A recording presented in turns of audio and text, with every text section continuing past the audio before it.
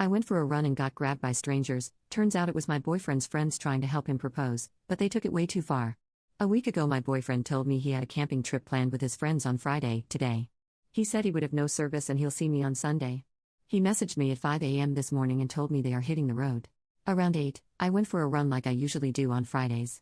I have one headphone in while I do because I was on a work call.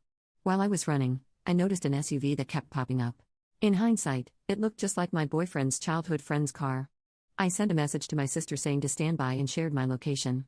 Right after sending the message, I looked up and the SUV was right beside me and someone jumped out and grabbed me. It happened so fast I even dropped my phone on the pavement.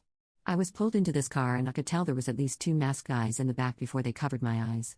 In hindsight, they had cartoonish ski masks and black gloves on. I freaked out and resisted like crazy, screaming and kicking. All I could hear was these guys laughing and I could feel one of them holding me down by my arms behind me and the other was holding my legs down at the knees. I don't know how long I was in there, but I kept begging them to let me go and was crying.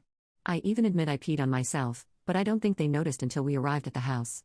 They pulled me out of the car and I was screaming for help until I was pulled into a house. When the mask on my head was removed, I was on my knees in front of my boyfriend of 2 years. He was staring at me with a confused look before he started to angrily ask his friends what was going on. As I started to adjust to what was going on, I realized he was dressed nice and there was romantic decorations around the entryway to his house. I realized who he was and what was going on and collapsed into sobs. I probably had a 5-minute panic attack in that car on my way there and another one sitting in the entryway to his house. I was sweaty, wearing soiled yoga pants, flushed with fear, scared for my life. That was all about an hour or 2 ago. My boyfriend took me upstairs and was going to help me get showered and changed, but I wanted to do that alone. I heard yelling and commotion downstairs while I showered, but I don't know what is going on. I'm sitting in his room now holding my shattered phone after crying to my sister about what happened.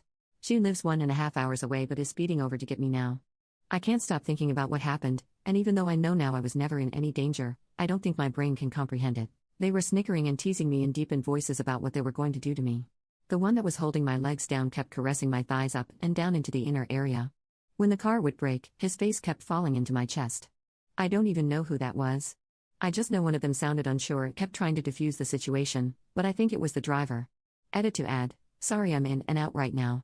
My sister is almost here and my boyfriend wants to talk, but I asked for space so he's making tea and waiting for me to open the door or come downstairs. I don't think he knew how they were going to do it, but I wouldn't be surprised if he used the words kidnap and they took it too far.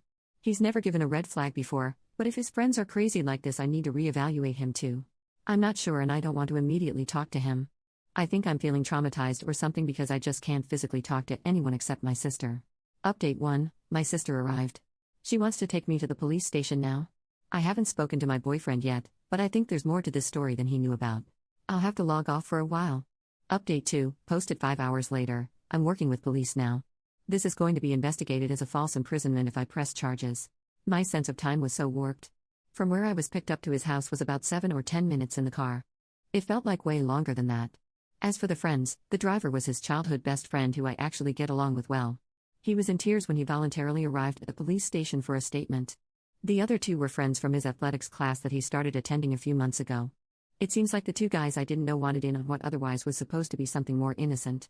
The original plan was for them to pop out of this car in their funny kidnapping attire and hand me a letter that explained I was being summoned by my boyfriend and resistance is futile. Seems like the plan changed as the 2 new friends wanted to shake me up a bit more and make it feel more real. Update 3, I've had time to calm down and had long talks with my sister.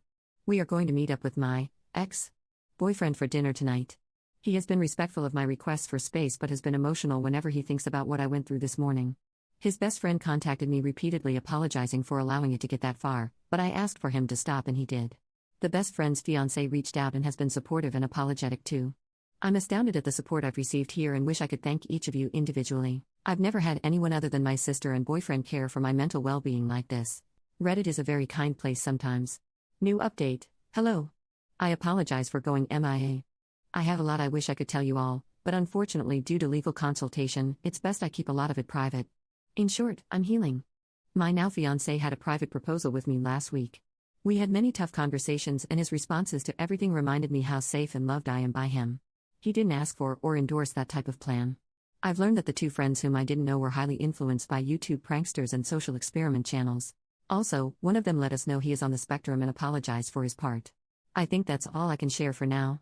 I am only consulting right now and may not press charges. Thank you so much for all the kindness and support. Edit. There are a lot of people who disagree with me staying with my fiancé.